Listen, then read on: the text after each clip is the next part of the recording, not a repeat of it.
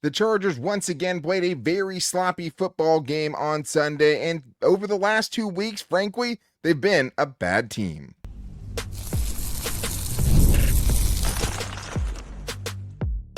You are Locked On Chargers, your daily podcast on the Los Angeles Chargers. Part of the Locked On Podcast Network, your team every day. What is up, man? Welcome into the Locked On Chargers podcast. I'm your host, Daniel Wade, joined as always by my co-host, David Droegemeier, and we've been covering the Chargers for 10 seasons now. This is our 8th year as the host of the Locked On Chargers podcast, bringing you your team every day. Thank you to the everydayers out there for making us your first listen. To make sure that you never miss the show, go subscribe or follow for free on the Locked On Chargers YouTube channel and listen wherever you get your podcast from. David, what do we got today? Unfortunately, I'm going to sound like a broken record. Penalties, turnovers, getting completely shut out in the second half, vanishing on offense, and getting shredded on the ground on defense. It's almost exactly like it was the last time the Chargers played a football game, and it was not pretty.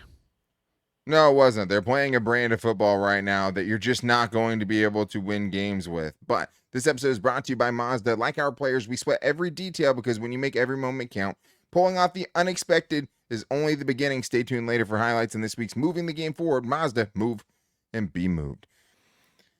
What can you say, David? I mean, another game that feels like you were thoroughly outplayed, that you were thoroughly outcoached, and that you were easily the more undisciplined, sloppy team. And I think what we're seeing with this team through 5 weeks now, especially with the injuries that they have, they're just not able to overcome it. Like they can't be the team that has the penalties, that has the terrible turnovers. They just don't have enough firepower, enough horses to be able to overcome it in these games and to get out of the game script that worked well for them even early on in this game. This was a game that the Chargers had a decent game plan coming in, but once things started to unravel, once you lose a couple more guys, the game just completely gets flipped on its head. And in this game, now 10 penalties for 85 yards, 24 over the last 2 weeks for almost 200 yards. You also turned the ball over twice again. One of the things we said couldn't happen. Third straight multiple turnover game. They didn't have a single 2-game stretch last year where they had, multiple turnovers in 2 games in a row. This is just unwinnable football, David, if you play this poorly. They don't have good enough players to overcome it right now. And, it's exacerbated by all of the mistakes. And it makes it so much harder to play winning football when you are shooting yourself in the foot so often with all the penalties. And then you're coughing the football up in plus territory, mind you, multiple times. That is something that even really good football teams are going to struggle to overcome. And right now, the way that the Chargers are currently constructed, they're not really a good football team. They have obvious flaws that teams are exploiting to great effectiveness.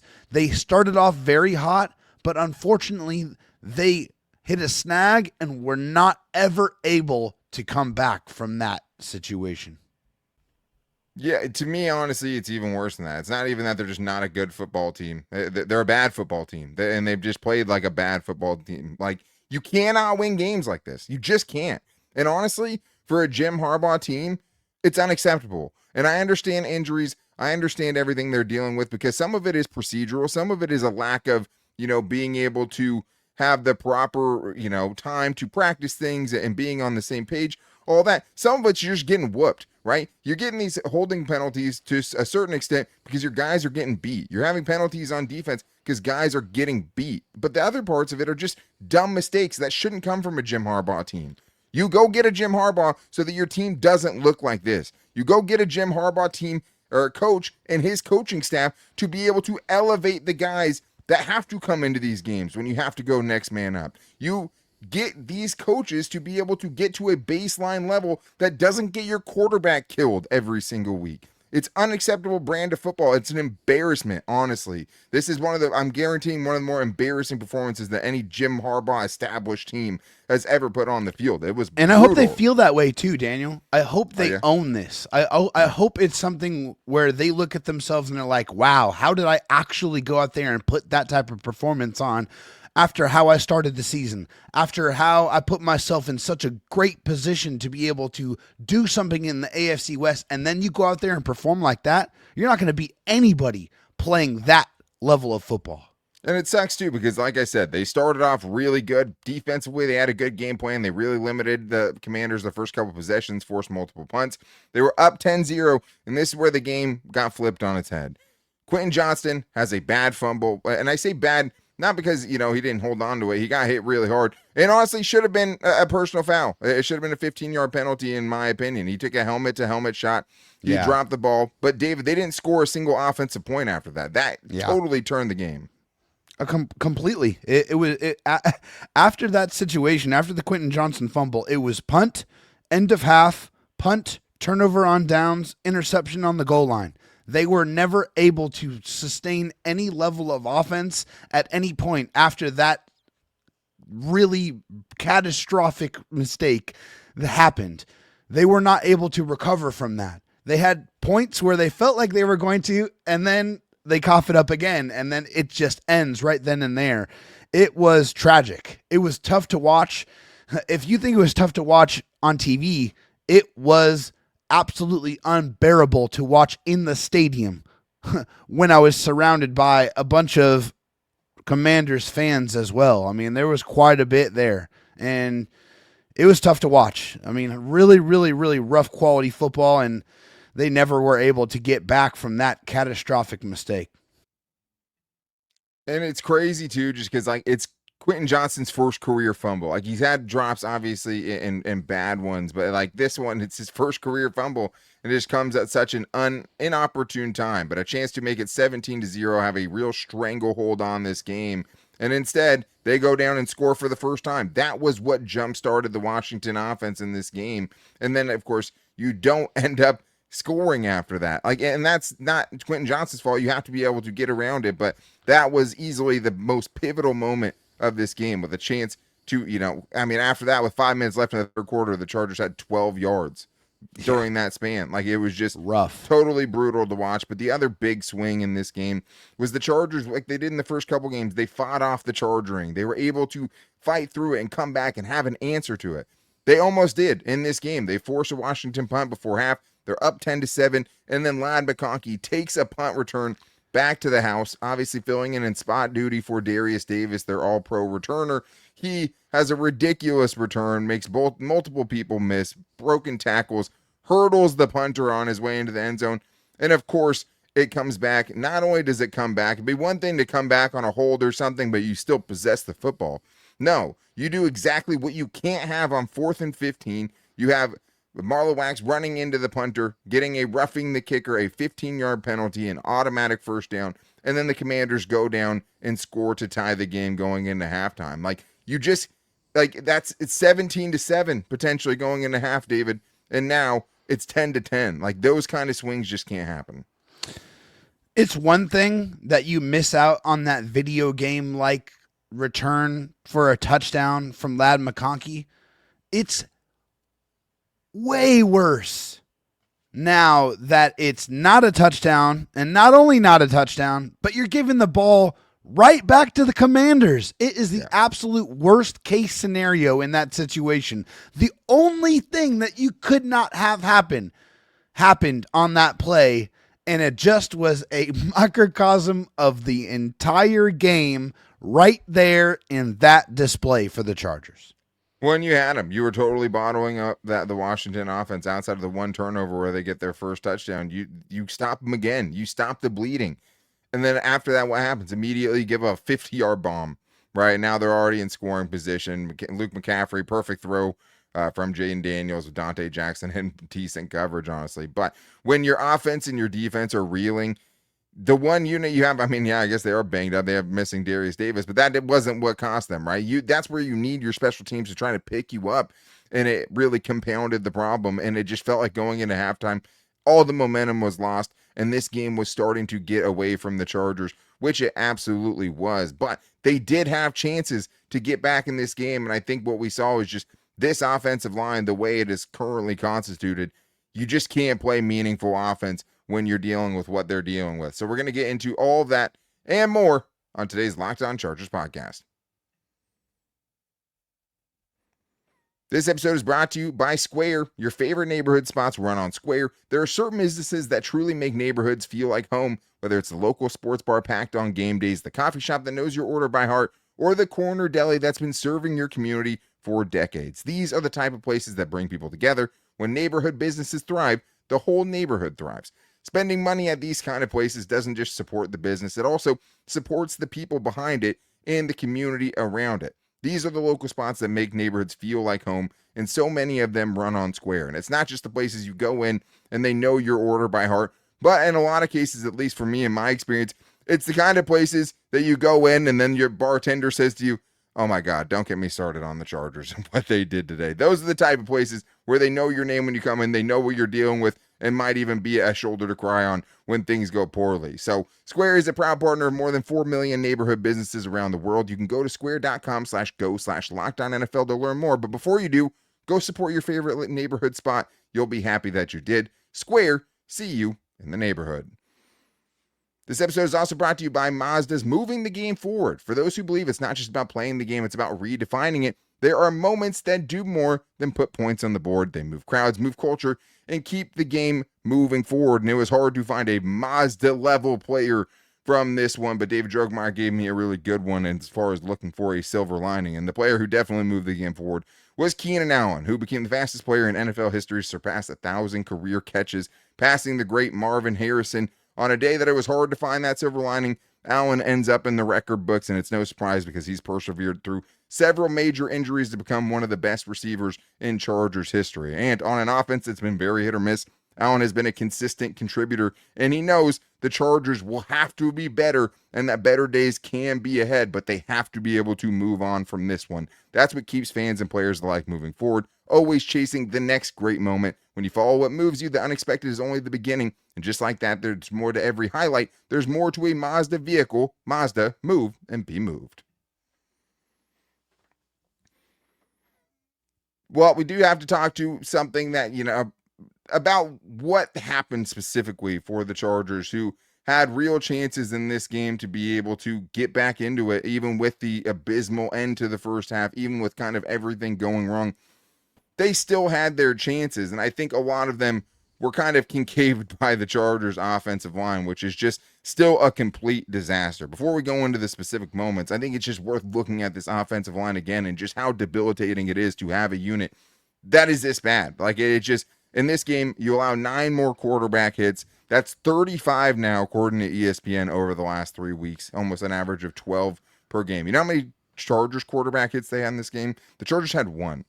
Jaden Daniels got hit 1 time significantly. Justin Herbert now 35 times over 3 weeks. I mean, defenses, according to Pro Football Focus, and the unofficial numbers from this one, have pressured Justin Herbert, or have 81 pressures against the Chargers in 3 games. This per Jacob Gibbs. Justin Herbert has faced quick pressures 13 times each in each of the last 2 games. Quick pressures are pressures under 2.5 seconds. And that's really what it is. Like, you can get pressure, and get around it, and maybe it doesn't happen right away. It's the quick losses. It's the unblocked defenders just barreling down into Justin Herbert's chest. Not every pressure is created equal, right? We're talking about just simple things that are just being not picked up, and guys just giving Justin Herbert absolutely no chance. And I mean, in this one, it was really, really brutal. The free rushers, it's the worst thing to see. Every single game, there is somebody that's coming unblocked, unabated to my quarterback, and that is something that should never happen. You have to make sure that you have your protection set up to protect him. And the Chargers desperately missed Will Dissly in this game and his blocking ability. Joe Alt, obviously, that goes without saying. But I was really hoping, because he practiced the last couple of days, that he was going to be able to play in this one. So when he was inactive, that was a blow, because the Chargers need all of the best blockers that they have available. And unfortunately, he wasn't able to go. And that had a huge detriment, I think, to this game. But nobody out there was really able to keep people away from Justin Herbert on a consistent basis. It was hard for him to get through his reads and get through his progressions when you have pressure so quickly in your face. And Justin did a great job of scrambling and running on a couple of different occasions, but you could only do that so much. And he was under constant duress which is what it's been the last several games. And we've said it and we will say it again. If it does not change, something bad is going to happen. Yeah, Justin Herbert's going to get hurt. That's the bad thing that's going to happen. But you lose Mekhi Becton in this game with a hand injury, man. And he's been in and out of the lineup. It's almost impossible to even know if he's any good at this point, right? Trey Pipkins has to leave the game, and like putting a banged up Trey Pipkins out there when a healthy Trey Pipkins isn't good enough is even worse. At one point, you're talking about an offensive line that left to right was Austin Deckwas at left tackle, Zion Johnson, Bradley Bozeman, Foster Cyril at right guard, and Jamari Sawyer at right tackle, which I don't even know the last time Jamari Sawyer's played right tackle, but I would have had to have been in college. Probably college, yeah. So, yeah, I mean, it's a total mess. And like I said before, you hope your coaching can at least get a baseline level out of the people that have to come to these games. And it's not just guys getting injured, right? It's that the two biggest issues from last season are the two guys that remain healthy in Zion Johnson and Bradley Bozeman, and they're not good enough to overcome what they're losing at tackle, what they're losing at right guard, and it's just a total disaster. Justin Herbert sacked 4 more times. Trey Lance sacked as well. It's just totally killer. I mean, in one of the chances the Chargers had to come back, the offensive line is hurting itself, right? Immediately, the Commanders come out after halftime and go score to take the lead at 17-10 now. Needing an answer, the Chargers offense comes out and lets Justin Herbert just get smoked on the first play for an 8-yard sack. Just absolutely obliterated, crunched by 2 guys. It's impossible to get away from rushers when 3 guys are losing on the same play. On Crazy. 2nd and 18, Justin Herbert, in the golden arm of him, converts on 2nd and 18, laser to Quentin Johnston. He picks up the first down. Oh, wait, Trey Pipkins holding call. Bring it back. All right, well, 2nd and 28. Get some of it back. Not only does Herbert get some of it back, he gets all of it back. He finds Keenan Allen, laser hole shot down the sideline. He goes and picks up a first down. It's called back because Trey Pipkins is lined up wrong off of the line of scrimmage. And now you're at 2nd and 33. Just terrible, undisciplined football. That's completely bad. But that wasn't even the only chance, David. Like, the Chargers had multiple chances in this game. After the Commanders pushed it to a 10-point lead. Now it's 20-10. You're still in it. Plenty of time left to go, but you need to score, and it has to get done quickly. Chargers are driving. They end up facing a 4th and 2 because they end up getting sacked, and then Vlad McConkey's only able to pick up, 12 of the 14 yards that he needs on 3rd and 14, but the Chargers go for it. They're on the Commanders' 39, and all of a sudden they're frantic. They're scrambling, and they're yelling. Somebody's not on the field. It's Tyler Conklin, who runs in super late. The Chargers down, trying to conserve their timeouts, and I do think they should have called one. Go with the play anyways, as Jim Harbaugh said after the game. They got the look they want, right? It's a rollout to the right, a play-action rollout where they think you're going to throw it to the running back. You're going to throw back across the grain and have a tight end sitting there waiting for it wide open. He wasn't wide open. It was a tighter window, but Justin Herbert found exactly who he was looking for, and it goes right through Tyler Conklin's hands and hits his face mask. It was a fastball for sure. I don't care, David. Catch the ball. It's 4th and 2. A big play. Somebody's got to make it. And once again, Tyler Conklin shows the Chargers are better with him not on the field. And it's just a shame because before he got here, a guy was very, very short-handed. He only had a couple of drops and over 150 targets, and so uncharacteristic, but he has not been good at any point with the Chargers this season. It's been hard to watch. And not only were you late getting onto the field, you weren't able to make the play. Like, you're a pro. If the ball hits you in between the hands where the face mask is, that ball should be caught. Point blank, period. I don't want, there's no excuses whatsoever. That was just another blow to the chest. Like, oh man, I just got hit again. And my one chance, I felt like I was starting to get some momentum back. Boom, all the air comes flying out of the balloon. It totally does. And to the Chargers defense's credit, after that, Tier Tart, one of the few people that wanted to be there defensively on Sunday, forces a fumble, and the Chargers get bailed out a little bit, and they're only down 10 at that point and have another prime opportunity with great field position to come back. They get all the way down to the 1-yard line, right? And at this point, Omarion Hampton is injured. He's not in the game. And so instead of running it on, then getting the 1 yard you need, they throw it on first down. On second down, Kamani Vidal gets stuffed for like a 3-yard loss. And then on third down, Justin Herbert has an open Keenan Allen, tries to drill one into him. It's batted at the line of scrimmage. It's intercepted on the goal line and brought out to the 1 yard line. And it's just insane. I don't even blame Justin Herbert. He knows he has to get rid of the ball quickly or he's going to get crunched. Like, that's just the fact of the matter. And his batted ball, yeah, of course you don't want batted balls. In that situation, though, like, where do you want him to go? Like, you want him to throw it high in the red zone and have that ball batted up and intercepted, right? Because you're throwing a high, hot pass. No, you can't, right? Like, he's throwing it in the window that he has to throw it in the area he has to throw it at. And it gets batted and intercepted. And now that's 3 of the 4 Justin Herbert interceptions this year coming off of batted balls. One goes right to a Commanders defender in this game. One goes straight to the guy who batted it up in the air last week and returned to the one inside the 5-yard line. And then the other one that wasn't batted was Tyler Conklin tripping Ladd McConkey and having no one be there when he tried to throw it to him. So just totally brutal. Multiple chances to get back in this game. But that doesn't excuse the poor game that the Chargers defense had. And we have to talk about them and more on today's Locked On Chargers podcast. The NFL season is here, and FanDuel has an offer that you don't want to miss. Right now, new customers can bet just $5 and get $300 in bonus bets if you win. That's right, pick a bet, put down $5, and if it hits, you'll unlock $300 in bonus bets to use across the app. I love how FanDuel gives you so many ways to play. I built parlays, tried player props, even followed the live lines during the game. And if you want to talk about live in-game betting, I could have told you at halftime that this game was not going to go well for the Chargers with the way that they ended that first half. And everything was going in favor of the Commanders, who were 3-point underdogs going into this one. But the Chargers now have a huge game next week against the Dolphins, and the odds are already out. Even after this disaster, Los Angeles is currently 4.5-point favorites in Miami. And there's also so many other great things that you can bet on, like anytime touchdown scores, alternate spreads if you have a strong feeling about a game, one way or another. But Chargers have to get back on track. They should be favored because they need to go out and win that game. So what are you waiting for? Visit FanDuel.com to download the FanDuel app today and get started. David, the one thing we haven't talked about really today yet is the defensive side of things for the Chargers. And obviously the Chargers had, the hottest defensive coordinator in the NFL last season. And through 3 games, Jesse Minter had put this team in a position to win all 3 of those games. But over the last 2 weeks, things have started to unravel for the defense a little bit. And the defense was not great in this one, especially after the first 2 Commanders drives. But thank you, as always, for making us your first listen, especially after tough games like this. It's great to be able to come on here and vent to you guys as much as we'd love to talk about a win.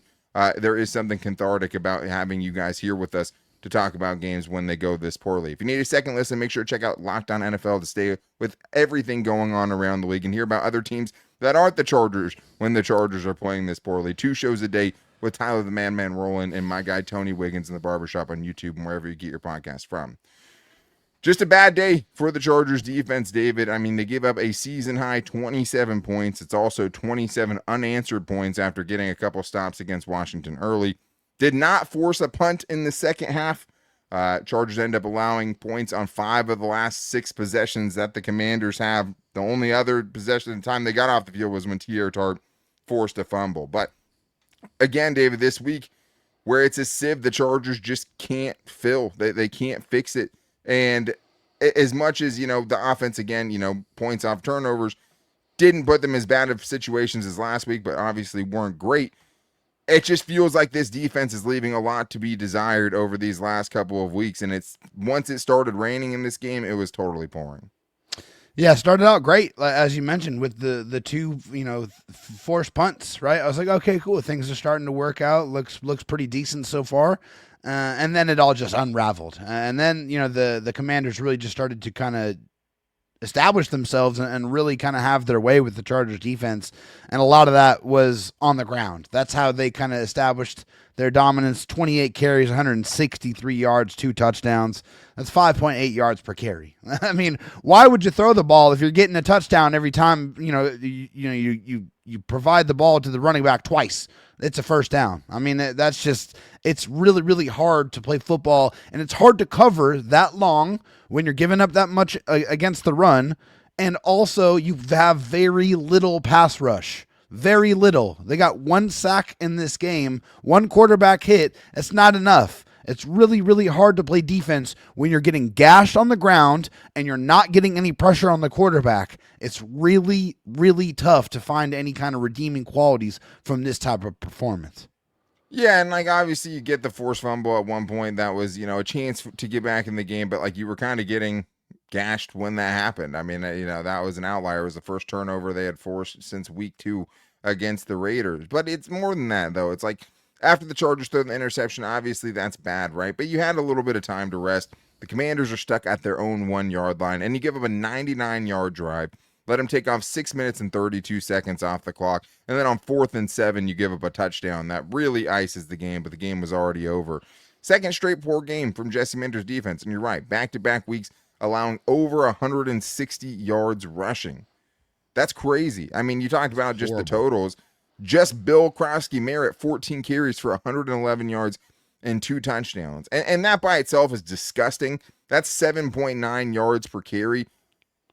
It's worse than that, though, because the 2 rushing touchdowns that they gave up to him were just insanely bad. Like 2 times where he's going into the end zone untouched, and it's the same play. It's the same play. Like they're running the same play. They're out leveraging you. You have no one on the outside, and he walks into the end zone twice. Like as much as the run defense in general is a problem, the physicality needs to be better. The tackling I'll talk about needs to be way, way better. But you're just giving up untouched touchdowns, David. Like, Omarion Hampton might not have a touchdown that easy for the rest of the season. The Chargers gave him an identical one twice in this game. Totally out-schemed, outplayed, and it was really, really gross to watch. It was disgusting to watch. I was watching it in person, and the one thing that repeatedly came to my mind is they're missing 2 very, very important parts of this Chargers defense that are not out there. One, Khalil Mack, guy who can actually set the edge and be physical on the edge. I mean, whether he's getting to the quarterback or not, the one thing he always brings to the table is that elite strength and that ability to really be physical and disrupt offensive linemen in the running game.